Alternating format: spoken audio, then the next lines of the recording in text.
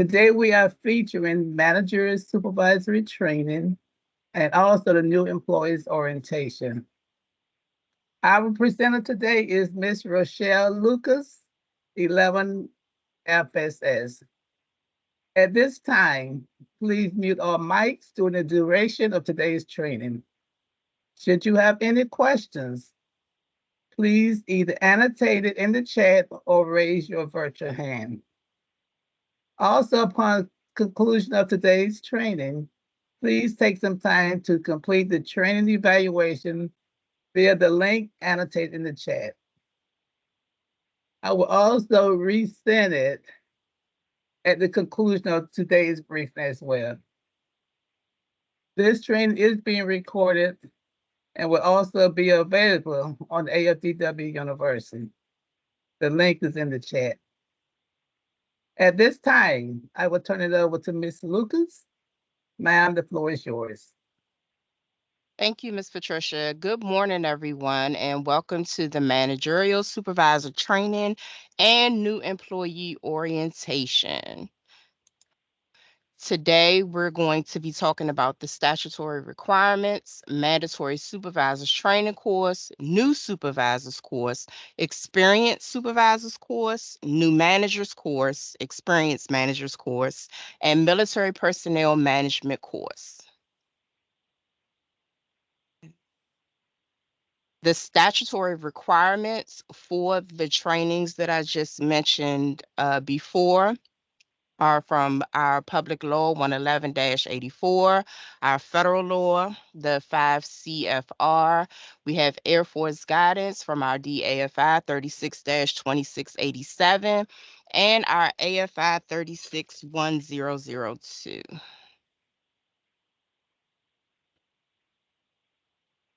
The mandatory supervisory training courses are as follows: with NSC, ESC, the NMC, EMC, and MPMC. All right. First, we are going to talk about our new supervisors course.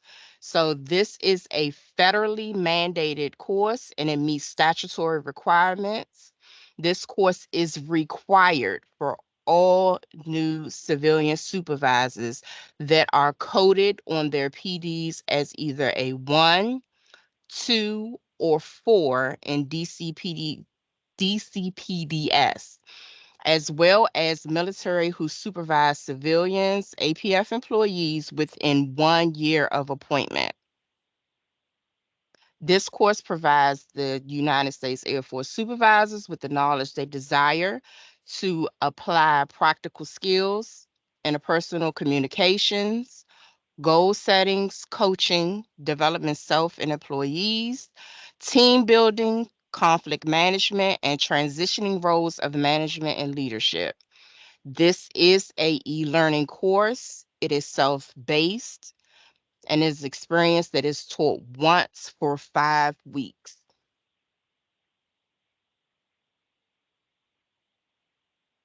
Our experienced supervisors course also meets federally mandated refresher training requirements.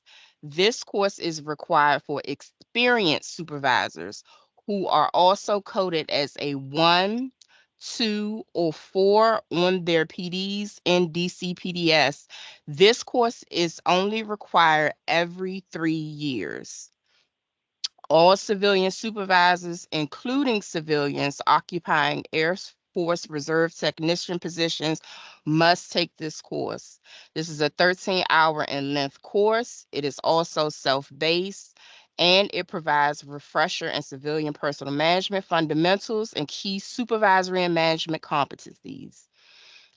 Students who are able to complete and get a score on the supervisory refresher assessment, the SRA, of 70% or higher will have met all experienced supervisor course requirements. Our new managers course is required for all new managers within 1 year of appointment to a managerial position. This code on your PD will be a supervisory code 3. and it is taken every 3 years and thereafter. New Managers course is designed to enable new civilian managers. Active duty is exempt to acquire the institutional competencies needed to manage themselves and others. With this course, you can expect 27 hours of curriculum delivered over a time frame of 5 weeks. You have one 75 to 90-minute instructor-led webinar each week. This course is also located on the e-learning management system as well as the others.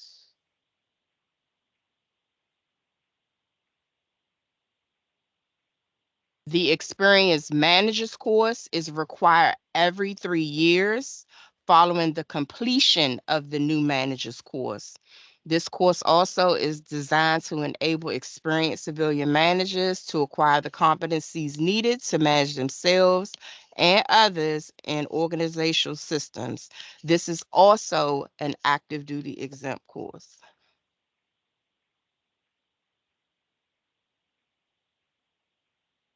Military Personnel Management course, the MPMC, is not required for active duty military or Air Force retired who have retired 5 years or less. It is required for first level civilian supervisors of military personnel, and it has to be completed within 1 year of your appointment.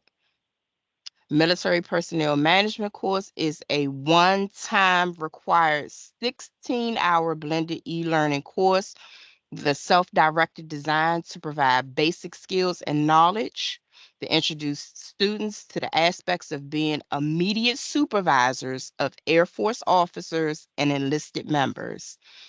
The items that are covered in this course include the guidance and authority, rank structure, recognition, benefits and entitlements, standards and discipline, education and training, feedback and evaluations, promotions, and the role of a first sergeant.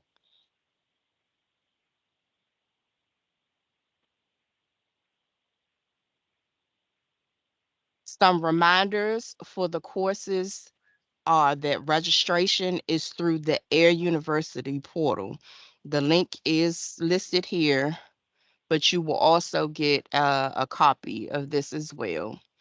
The enrollment for all MST courses will open up on the 23rd of February, which is this upcoming Friday, and it will close on the 9th of April. So if it's needed for enrollment, then you can start or begin enrollment on the 23rd. You have to establish an account, or you can use your existing account, and a CAT card is required.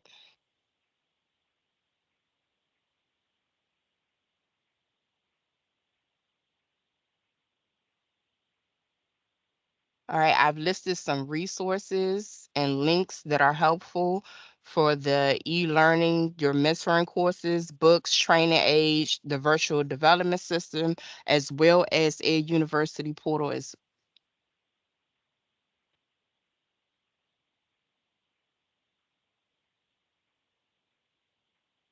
Any questions? Or somebody monitoring the chat? You got that.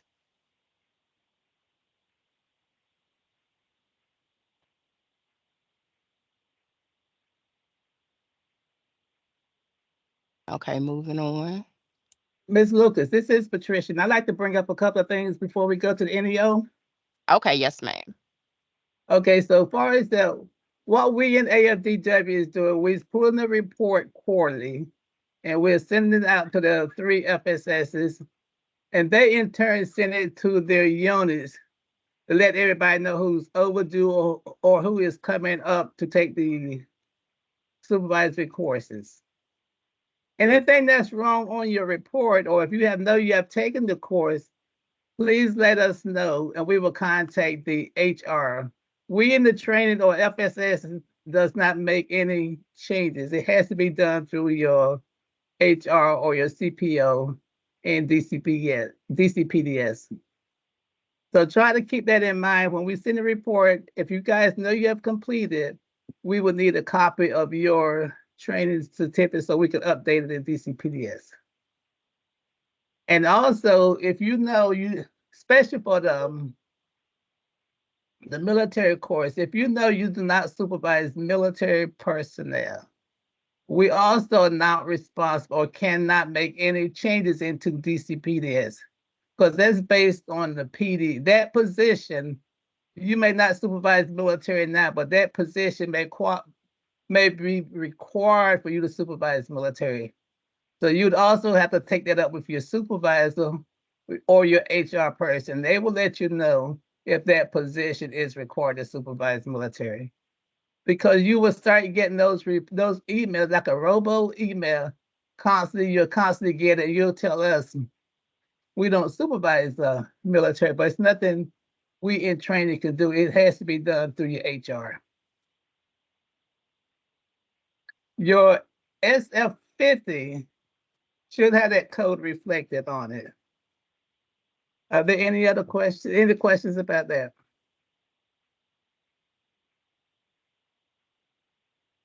One other thing I want to bring up also, for the retired Air Force personnel, even though your position does not require you to take the course, please send us a copy or your FSS a copy of your DD Form 214, and we would go ahead and put it in DCPDS for a waiver.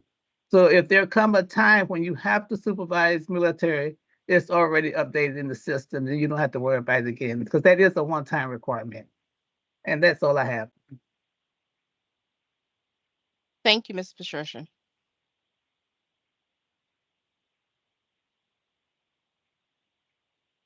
Okay, we're moving on into the new employee orientation.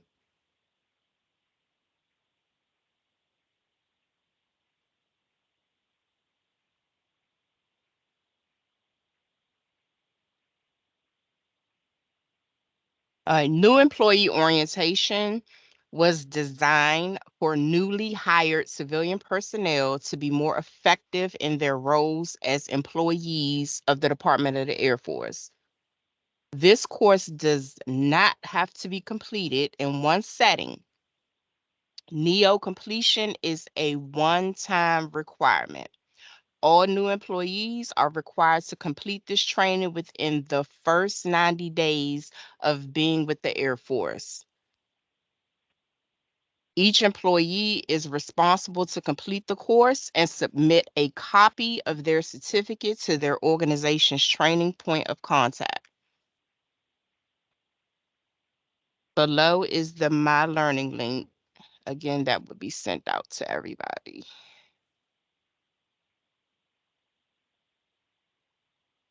This course requires 100% student participation in all activities. It would take approximately 4.5 hours. I'm sorry.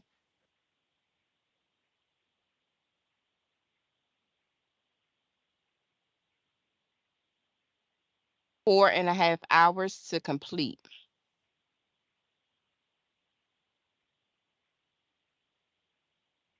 This course has a total of 6 modules. There are test out assessments available for the modules 1 through 5. If you make a 70% or higher, you do not have to complete those modules. If the score is less than a 70, you have to finish the review and go back to the navigation point to complete all the content in those modules if you did not pass.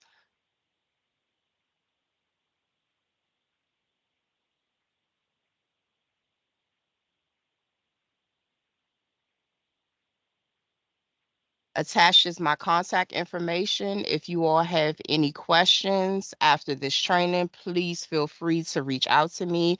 I have no problems with answering any questions that you all may have. Ms. Patricia, did you have anything to add to this? Okay, one thing I want to add to this is Even though some people may say, I've been here 5 years, I have not completed, your name will not disappear off the roster until it's completed. So just be advised, and there is no waivers. So it will continue to show up every quarter. And eventually it's going to end up getting up to, we're going to end up, I think the FSS commanders will be notified after so much time. But what we will be doing, or what the FSSs will be doing, is giving you guys a time, so, okay, to register, not to have it completed, but you must register. It can't go every quarter and you haven't registered, every quarter you haven't registered. You have to register for the training. That way we won't keep sending you the emails because we know now that you have registered. And the same thing for supervisors was the NEO.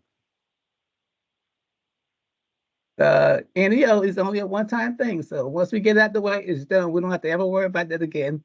Even if we go to another State Department and come back here, we have already made that one-time commitment requirement.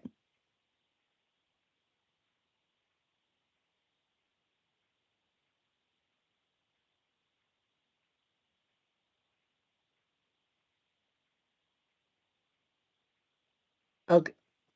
To answer this one question, leadership is notified for the ones that's not have not completed the requirement.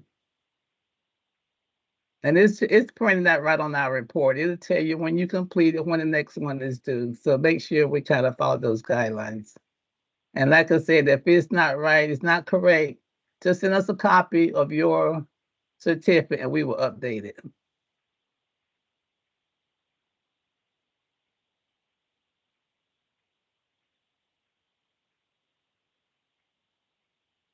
Are there any other questions? Yeah, I have one. Can you hear me, ma'am? Yes, ma'am. I'm not a part of that leadership group. So how do you get added if you're not getting those notifications? Or maybe I just never had an employee who didn't take care of their things and therefore never been notified. Over. So everybody's name shows up on the report. So when they send it out to the organizations, they should be able to tell exactly, like Patricia Robinson is overdue or did not get it. I should be notified that I have not completed the training. So it should come directly to me when the FSS is sending it to the units like LRS or Security Force, whoever it applies. So their name should be on that list telling them they're overdue.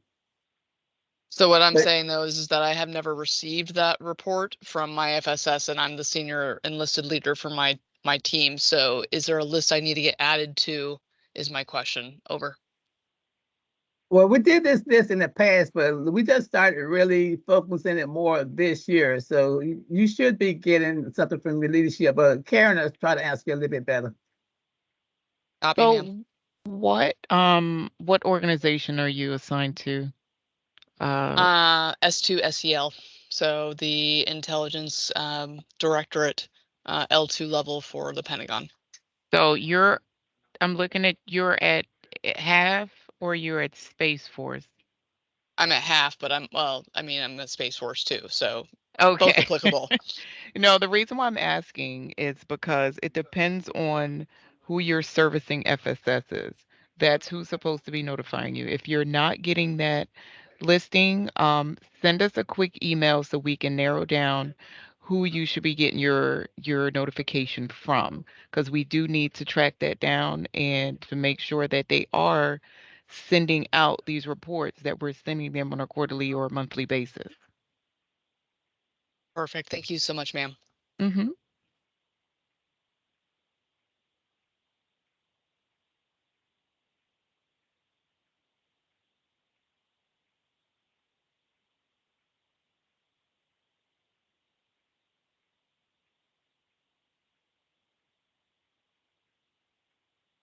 Okay, so someone's asking a question as far as if you work on the 811 at the Pentagon, 811 is your POC for getting those reports, and we usually deal with Mr. Clunk.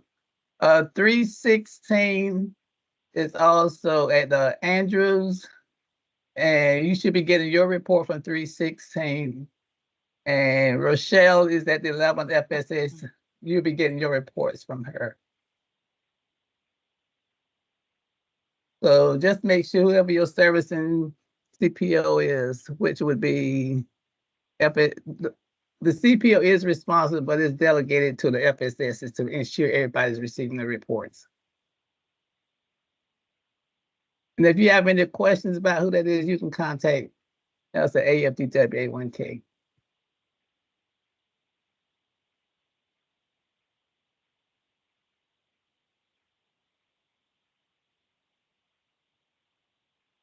Are there any other questions?